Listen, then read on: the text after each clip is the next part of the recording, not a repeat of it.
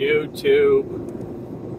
Again with the, this guy needs to be reported. This guy, driver's lounge. Somebody needs to report him to his company immediately.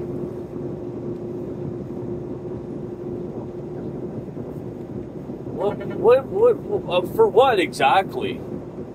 I'm just, for what?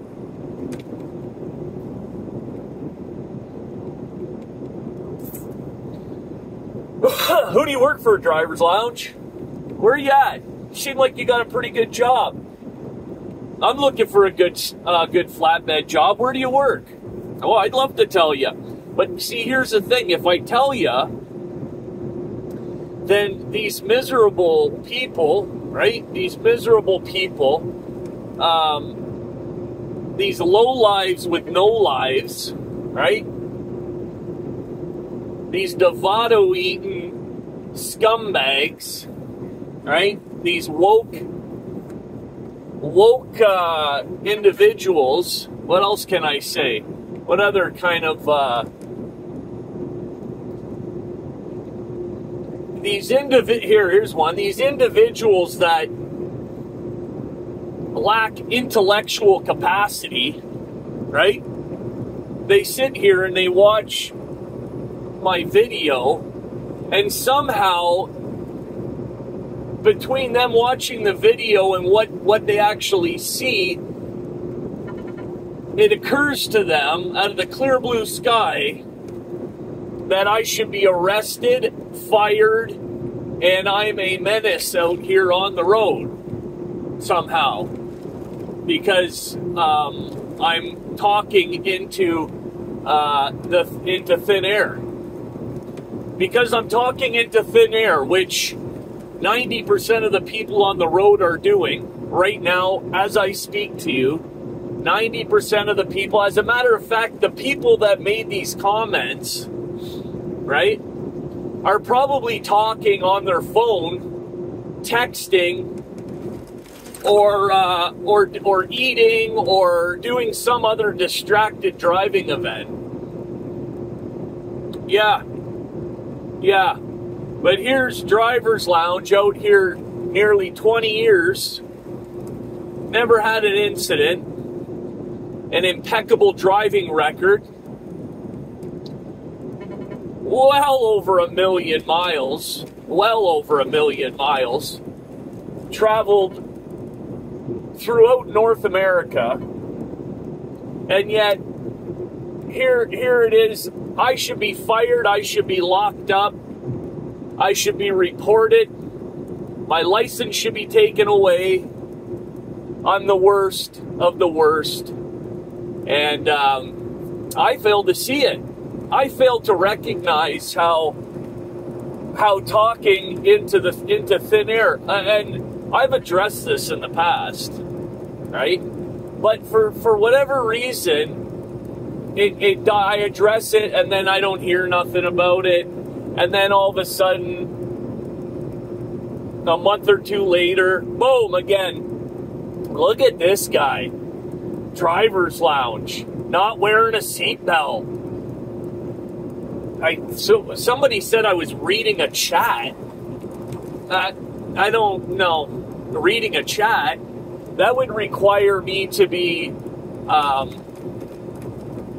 What? What would that? How? What would make me be reading a chat? I'm talking into thin air right now. Virtually, I'm having a conversation with myself, basically, right? Isn't that what I'm doing right now? So what's the difference between me having a conversation with myself, or talking on the phone, or singing a song? You're the piano man. Sing me a song tonight. Because you're all in the mood for a melody, and I've got you feeling all right.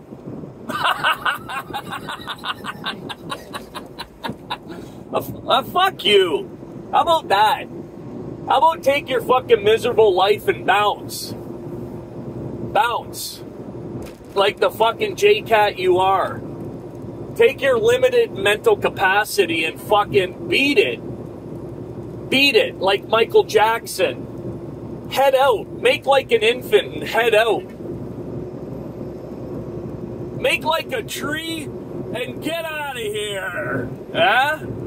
Circle around to that one when you get an opportunity. You guys remember that one? I think you should make like a tree and get out of here. What's that? Let me know in the comments what movie that's from. And then I'll tell you about how old you are. Yeah, so anyways, you know, I'm coming into Atlanta right now. Not right now, but I'm going to be coming in later in about 2 hours. I'll be coming into Atlanta. It'll be like 4:30 in the afternoon, and I don't know anybody else, okay? But there are certain companies that is their corridor. That's their lane, right? 75 running through Atlanta, you know, twice a week. Oh man, every time unless I'm running through Atlanta at like, you know, right? You know, 9 o'clock at night till that like 4 a.m. thing, right? 5 a.m., 9 to 5 in the morning there. Then I don't want any part of Atlanta. And trust me when I tell you, if I could hang out somewhere and not have to go into Atlanta at 4:30 in the afternoon, I certainly would. Absolutely. Here's the other thing. Well, come on, driver's lounge. You get paid by the hour. So what if you're sitting there? No, listen, like I say, I run all over North America. And there's this quintessential problem with Atlanta. You know, it's the caliber of drivers in Atlanta. Everybody is a race car driver in Atlanta, right? Everybody has a job, but really they're a race car. Well, not everybody has a job, but you understand. They have these 9 to 5 or these jobs, but in their mind, right? In their mind, with their chargers and their you know, scat packs and they're actually race car drivers. Okay, I don't know if you know that or not, but Atlanta, Georgia has the most race car drivers, okay, per capita in North America.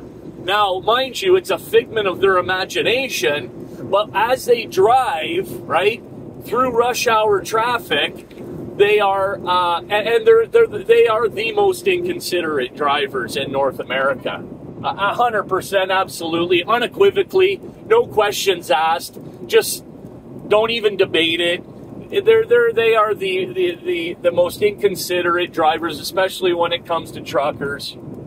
They could care less, right? And you better not be tailgating.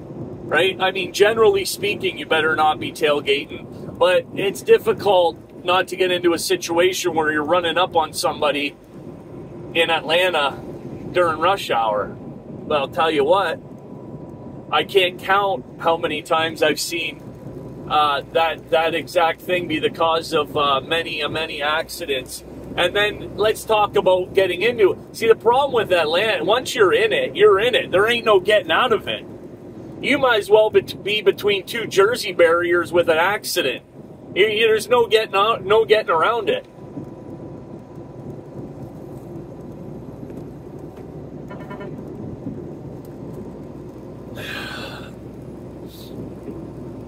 So I got to go there, and I got to get through there, and I got to get to Macon, Georgia. Macon, Georgia. And what are we here, Wednesday? So I'm going to get through there. I'll get my delivery off, and then I'm turning and burning back empty. That's it. Friday. I'll be home Friday before noon. And that's it. I'm done for the week. It really doesn't get any nicer than that in trucking, okay? It really doesn't. And I'd love to be able to come on here and say, hey, anybody who's got a solid 3 years experience flatbed, solid 3 years, with specializing in oversized and you know, like robotics and machinery, and anybody who's got any kind of like tool and die mold experience, coil experience, you know, like a well-rounded flatbedder on all types of different equipment, right? You know how to you can run a step, you can run a Conestoga, you can you know, run the RGNs, you know what I'm saying. You have to you got to be able to hook to anything, right? Anything from a 6-axle right down to your tandem, and then your RGN, and you know, your step, and you got to know how to because nobody's going to come in there if you've never worked a Conestoga step. Where are you at in the chat? They're a pain in the ass, especially when it's not dedicated, right? When you're running a Conestoga step, you do not want the top deck to fall down on you. Okay, you're not getting it back up in the track by yourself, bud. And this company here, if you come on and you say you know how to do it, and then all of a sudden you're making a phone call and you're like, hello, Swift? Yeah, I just, can you guys, no, I know, I was at 7-Eleven, and I know I'm supposed to be an owner-operator, and I know I told you I know what I'm doing, but I'm in a real jam over here, like peanut butter and jam, like real bound up over here, and they're telling me I can't leave unless I pay this exorbitant amount of money because they're rolling me over because I'm from Swift, and they know they can get away with it, and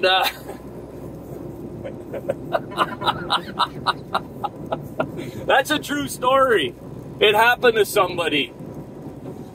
I want to be an owner-operator. When I get in a jam, I'll just call my dispatcher and say, hey, can you get me out of this one? Oh, shit. But no, getting back to, I'd like to be able to say, hey, you know what? And here's my driver code. Let them know that I sent you. No, I don't. We don't have driver codes over here. But no, there's just too many. I'd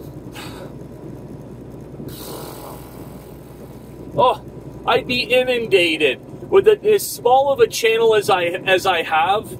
I'd be inundated with people calling the company up. Oh yeah, and they're all sitting here. They're just like, oh yeah. Say it. They got their finger on the trigger over there. I'd call your company so fast, boy, your head would spin. And I got some other ass clown on here calling me a kid. I'll address it real quickly. I'm watching this channel, and this commenter says, hey, any idea, anybody in the comment section, can you tell me ideally what trailer you'd pull if you had your choice, do an OTR? And I said, for my money, I'd pull a 3-axle step, open deck. You know, this way it doesn't limit you. Of course, you know, it's nice to have the Conestoga, but it limits you to not being able to pull oversized, right? And you want to get onto those oversized loads, obviously, right? I mean, come on, if you don't have the ability to pull oversized, then why are you in the flatbed business? So anyways, I put it out there like that's, you know, very, very like just, I'll put my 2 cents in. And he replied back by saying, have you actually pulled a 3-axle, or is this all just theory in your head? And I went back and said, no, I've been doing flatbed on and off for 20 years. I was hooked to a dedicated 3-axle Mac, right? And that's it. And fuck if he didn't come back with this just right out of pocket, completely out of pocket, like as if he forgot to take his medication or something. Went from having like an adult conversation to, he goes, what the heck did he say? Oh, you're just a company driver. You don't know nothing, kid. Like this, eh? And I said, oh, wow, okay. Well, I thought I was actually having an adult conversation over here. But seeing as how you forgot to take your medication or you need them adjusted, you have yourself a nice day. You know, basically. Like, suck a dick, bud. Right? And, well, I didn't know at the time, but he has a YouTube channel. And he goes on and he makes some video posted like this, right? And whatever that means. And so, but yeah, people are just like that, right? They are just going through the backside of Tennessee here. And of course, right, you can't win through here. I'm quite light, so I could, like, you know, take that left lane. But,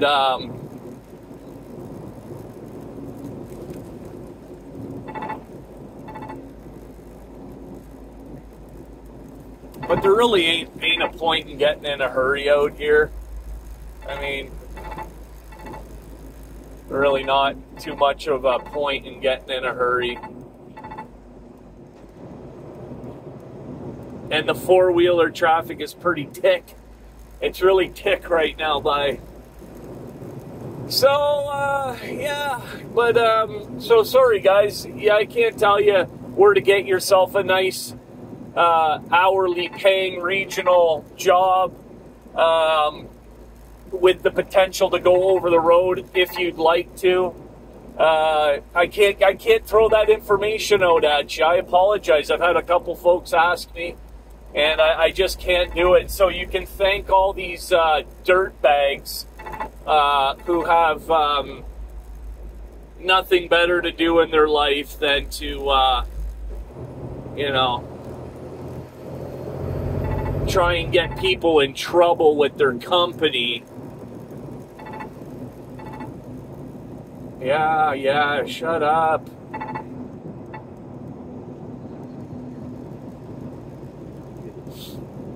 You gotta love new technology, right? Yeah, it's just the way it is. Automatic trucks, distance radars. You can't get away from it. You might as well learn how to run with it. And that's, you know, okay, so as long as I've been out here, right? As long as I've been out here, it started with, I'll never run off paper. I'll quit trucking before I run on electric log. Right? I did say that. Those words came out of my mouth. Then it was, I'll never, you'll never see me in an automatic truck. Never. The day that you see me in a PlAstiC PeTE with a 13-speed automatic, you'll never see that, right? Well, what am I in? 579 PlAstiC PeTE with an automatic, right? And then it was, I'll never have cameras, right? Now you'll never see me running with cameras. Well, I got it all now. I got it all. And the thing about it is I came to realize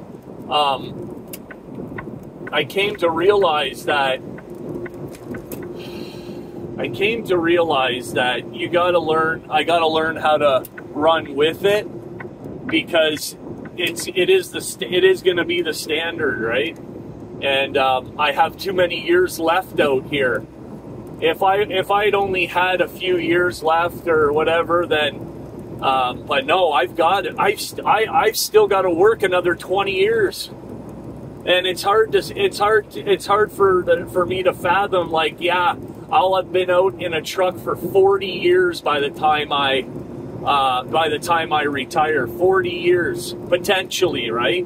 And But the thing, I don't want to be, I don't think I have the ability, the fortitude, I definitely don't have the desire to be out here another 20 years, that's for sure. I don't even know that I have the desire to be in any capacity involved in trucking for too much longer, right? Things have just, and they're getting better. I don't know about you guys. The last time I was at a truck stop, I of course I've got a fuel, but parked, like looking for parking at 6, 7 o'clock at night, very rare for me to have to be looking for parking at a truck stop at that time. But the last time that happened, I was pleasantly surprised. Oh shit, there's actually parking. So we are thinning the herd, right? The herd is thinning. There's no doubt about it. It was just downright, like, you remember after COVID, you know, with all the new drivers that couldn't back, the ramps, every ramp was like lined up with trucks, you know, like but that's not, you don't see that anymore, right? You'll still see the odd truck parked on a ramp, but it was a mixture of so many new drivers during COVID, right? And so many new drivers and not enough room, nowhere for them to park. Of course, if you weren't capable of navigating your way in a truck stop, then you definitely weren't taking the chance of having to pull into a truck stop after like 2 o'clock in the afternoon. It's ridiculous back then, and that's only going back a couple years, really. So I do miss the COVID days, though, in the sense of all the four-wheelers that were off the road. Man, that was sweet. Phew, that was great. Hit me up in the comments. Don't you miss those days? Flying through Atlanta, flying through, you know, any metropolitan city. Didn't matter what time of the day it was, just go. That was nice. I missed that. So, anyways, I just thought I'd tap in. I thought I'd tap in and give my 2 cents on the whole, like, driver's lounge. You need to be held accountable for your behavior while you're driving. Bullshit, nonsense, garbage. Right? I wouldn't mind a couple of, you know, the loyal subscribers, the folks that are in my chat frequently, you know, let those guys have it, you know. I don't mind you guys co-signing and being like, you know, tell them to beat it, right? I mean, I'm not one to delete people. I'm not one to hide people. I think everybody is entitled to their opinion, and I think that I believe in free speech, right? And I'm not one of these people, just because I have the power to do it doesn't mean that I will. Oh, that's the other thing this knob gobbler, cum guzzler said was, keep deleting comments, kid, like this. I'm like, listen here, Jagoff. Nobody deletes comments on this channel. Never deleted a comment. Ever. So, and I don't have any moderators or anything, so nobody else is deleting comments. So I don't know what your deluded sick brain is telling you. Again, right? Another one with a limited intellectual capacity. Well, have at her. Anyways, I won't take up any more of your guys' time. maybe we'll try and get another video in before the end of the week. Let me know if you're interested to watch it. I won't make it if you don't want to watch it. I know this is what, the third video I put out. I know you guys must be getting sick of hearing me go on about this and that, but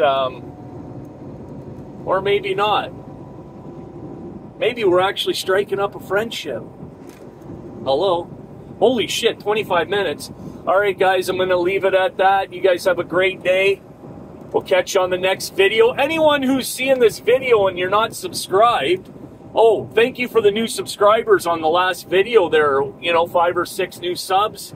I appreciate every one of them. And if you haven't subbed, or if you're just getting this video, subscribe. We talk about everything trucking related, and we try to keep it G-rated, right? Try to keep it G-rated over here, or at least the trucker's equivalent of G-rated. It is a trucking channel, right? But hit that subscribe and the thumbs up, and you guys are always so good about doing that with the likes and the comments. Thank you so much. Keep up the good work. Driver's Lounge over and out.